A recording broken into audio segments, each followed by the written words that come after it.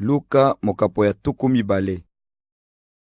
Mokolo moko Yesu azalaki koteya bato mpe kosakola sango malamu na kati ya ndako ya Nzambe. Bakonzi ya banganga Nzambe na balakisi ya mibeko baye elongo na bankolo. Batuni ye, lobela biso, ozali kosala makambo oyo na nguya ya nani? Nani apesi yo nguya ya kosala yango? Yesu azongiseli bango, ngai mpe na kotuna bino mutuna moko. Bolobela ngai, nani atindaki Yohane mpona kobatisa, Nzambe to bato?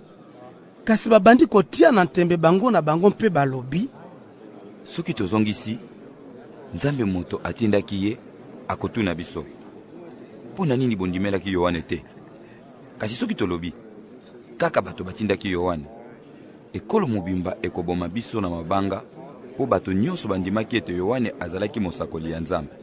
Bango bazongisi, biso toyebi te.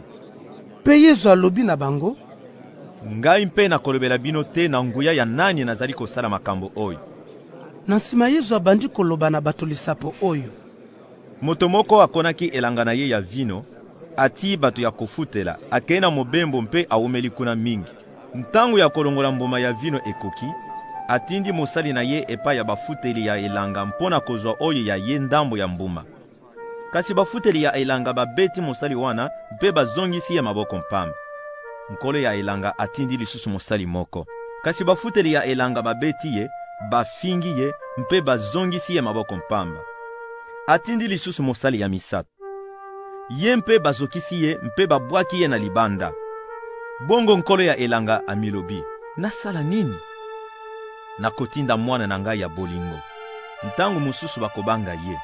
Kasi ntango bafuteli ya elanga bamoni ye, balobi bango na bango, tala mutu akokoma nkolo ya elanga soki tata na ye akufi. To boma ye mpo elanga ya vino ekoma ya biso. Bongo babwaki ye na libanda mpe babomi ye. Yesu atuni, bongo nkolo ya elanga akosala nini? Akoya, akoboma bafuteli wana mpe akopesa elanga na maboko ya bato mosusu. Tango bato bayoki maloba wana, balobi, makambo oyo ekoki kosalama te. Kasi Yesu atali bango nie pe atuni, soki ezali boye, makambo oyo ekomama na mikanda elingi koloba nini? Libanga oyo bato batongaka ndako babwakaki, ekomi libanga oyo esimbaka ndako. Moto nyonso oyo akokweya na likolo ya libanga wana akopasuka. Mpe soki libanga wana ekweli moto ekonika ye. Kaka na ntango wana, balakisi ya mibeko na bakonzi ya banganga Nzambe balukaki nzela ya kokanga Yesu, pamba te bayebaki ete alobaki lisapo wana mpo na bango. Kasi babangaki bato. Bongo babandi kokengela Yesu, pe batindi bato mosusu oyo bamilakisi lokola bato malamu, pona komeka kokwisa ye na maloba na ye moko, bongo bapesa ye na maboko ya moyangeli Pilate.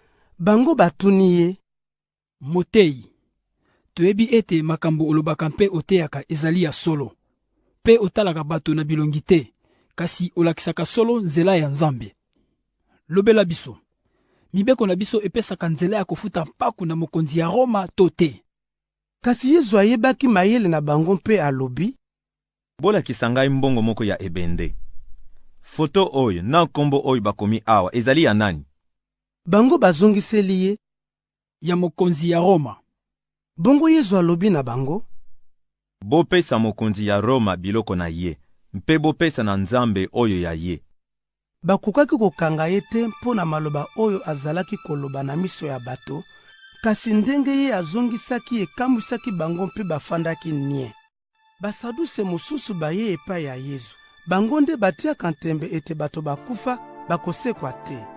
Batuni ye boye, Motei, Moïse apesaki biso mobeko oyo. Soki moto akufi, atiki mwasi kasi aboti na ye bana te, ndeko na ye asengeli kobala mwasi wana mpo na kobotela ndeko na ye oyo akufi bana. Nzoka nde ezalaki na bandeko sambo. Bango nyonso mama moko, tata moko.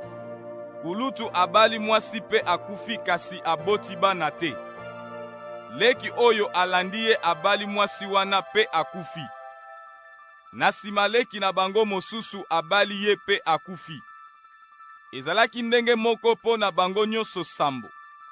Bakufaki kasi babotaki bana te. Na nsima mwasi mpe akufi. Bongo mokolo bato bakufa bakosekwa.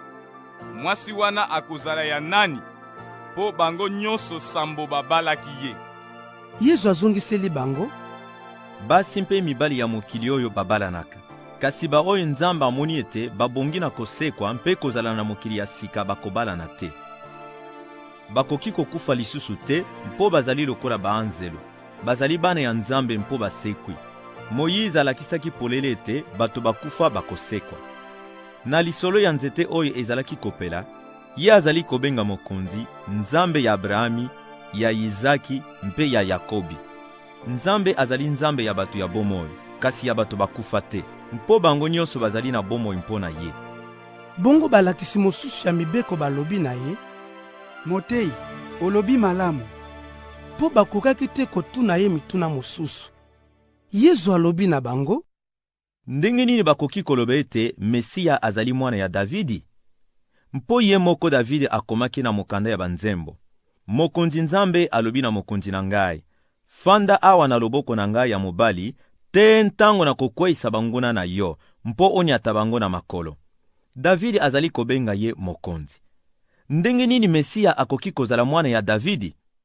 Awa bato nyonso bazalaki koyoka ye, Yesu alobi na bayekoli na ye: bokeba na balakisi ya mibeko. Bango balingaka kotambola na banzambala ya lokumu. Balingaka ete bato bapesa bango mbote na bazando. Baponaka bisika ya lokumu na bandako ya losambo mpe bakiti ya malamu na bafeti. Babotolaka biloko ya basi oyo bakufela mibali. Nzoka nde bakosaka kosambela mingi. Bango bakozwa etumbo oyo eleki monene.